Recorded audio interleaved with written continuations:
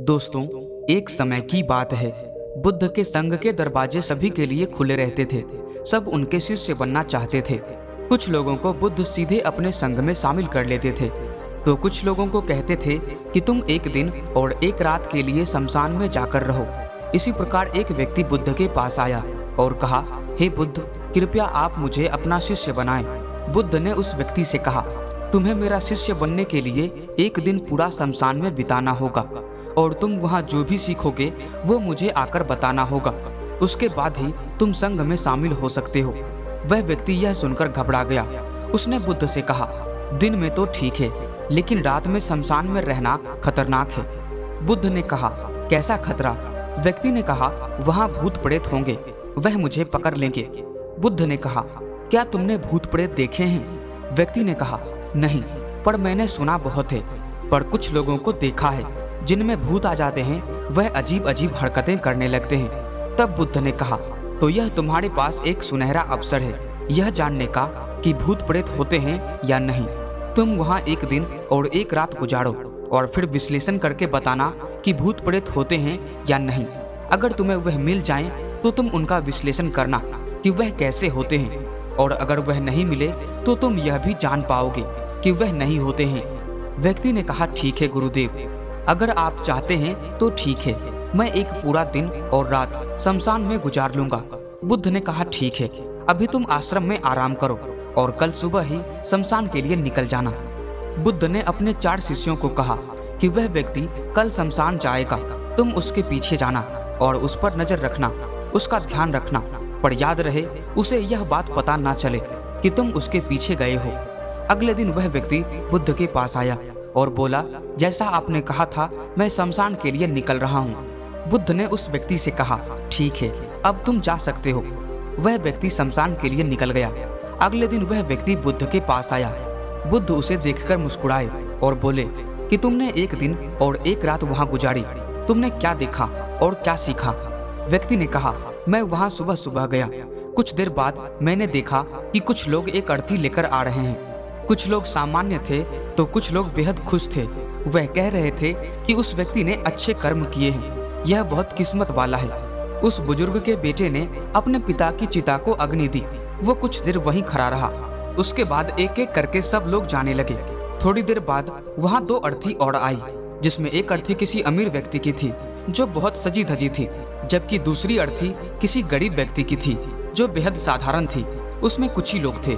अमीर व्यक्ति की चिता चंदन की लकड़ी पर जलाई गई, जबकि गरीब व्यक्ति की चिता साधारण लकड़ी से।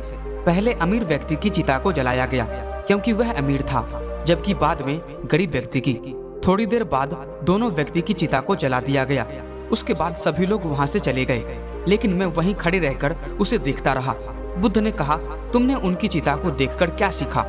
व्यक्ति ने कहा, दोनों की चिता समान थी, दोनों के शरीर उस चिता में जल भी एक साथ रहे थे। उसके बाद दोनों उसमें जल गए। अंतिम में जो बचा वह भी एक जैसा ही था, उसमें कुछ अलग नहीं था। थोड़ी देर बाद वहाँ एक स्त्री की अर्थी आई। उस स्त्री का पति बहुत दुखी था और वहाँ आए सभी लोग भी काफी दुखी थे। वे सभी उनके पति को सांत्वना दे रहे थे। उसमें मैंने देखा कि बहुत लोग काफी ज्ञानी थे जो ज्ञान की बातें कह रहे थे। वह सभी महाज्ञानी कह रहे थे कि यहाँ तो एक दिन सबको आना ही है। जीवन हमें ज्ञान और परोपकार से जीना चाहिए, किसी को भी कष्ट नहीं देना चाहिए, क्योंकि अंतिम में हम सबको एक दिन शमशान में जाना ही होता है। उसके बाद वहाँ कोई नहीं आया और मैं पूरी रात वहीं पर खड़ा रहा और अगली सुबह आपके पास आ गया। बुद्ध ने पूछा, तुम्हें वहाँ कोई भूत प्रेत नहीं दिखा? व्यक्ति ने कहा, नहीं, मुझे वहाँ कोई भूत प्रेत नहीं दिखा। पूरी रात मैं अपने आप से डरता रहा, पत्तों से डरता रहा, जानवरों की आवाजों से डरता रहा, लेकिन पूरी रात में मुझे कोई भूत प्रेत नजर नहीं आए। बुद्ध ने उस व्यक्ति से कहा, ठीक है, अब तुम जाओ और आश्रम में आराम करो। कल फिर एक दिन और पूरी रात तुम्हें शमशान में बिताना होगा। वह व्यक्ति यह सुनकर बोला, आप यह कैसी बातें कर रहे हैं? आपके कहने पर आज मैं पूरा दिन और पूरी रात वहाँ पर रुका। वह समय मैंने कैसे काटा मैं ही जानता हूँ। अब मैं दोबारा वहाँ नहीं जाऊँगा। बुद्ध ने कहा, देखो, जो खास चीज जो तुम्हें वहाँ जाकर मिलनी है वह तुम्हें अभी तक नहीं मिली है। तुम एक दिन और वहाँ रुको, तुम्हें वह अवश्य मिल जाएगी। व्यक्ति ने कहा, ठीक है, मैं आपके कहने से एक बार और वहाँ चला जाता हूँ। यह कहकर वह व्यक्ति आश्रम में आराम करने लगा।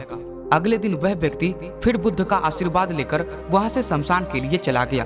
एक पूरा दिन बिताकर वो अगले दिन फिर बुद्ध के पास आया। बुद्ध ने पूछा, तो तुम्हें वह चीज मिली? व्यक्ति ने कहा, हाँ मुझे वह मिल गई। बुद्ध ने पूछा, तो बताओ तुम्हें वहाँ क्या मिला?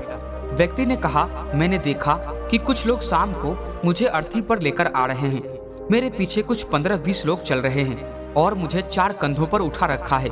मेरे पिता आगे आगे चल रहे हैं। कुछ लोग मेरे ऊपर फूल फेंक रहे हैं। वो लोग बहुत दुखी हैं। मेरे पिता और भाई भी बहुत दुखी हैं। कुछ उन्हीं में से दुखी होने का नाटक कर रहे हैं और कुछ लोग मेरे पिता को सांत्वना दे रहे हैं। वहाँ दूर खड़ा मेरा भाई बेहद दुखी है। कुछ लोग उसे सांत्वना देकर बोल रहे हैं कि तुम ही अब सबके इकलौते वारिस हो। तो कुछ लोग कह रहे हैं, यह गलत हुआ। वह लड़का तो अभी जवान था, अभी तो उसने कुछ देखा भी नहीं था और उसके साथ ऐसी घटना हो गई। तभी मुझे अर्थी पर लेटा दिया गया और सारा क्रियाक्रम किया जाने लगा। मैं यह सब अर्थी पर लेटकर देख रहा था। मैंने उस अर्थी से उठना चाहा, लेकिन मैं उठ नहीं सका। मैं सांस लेना चाहता था, लेकिन सांस नहीं ले पा रहा था क्योंकि मेरे अंदर सांस नहीं थी।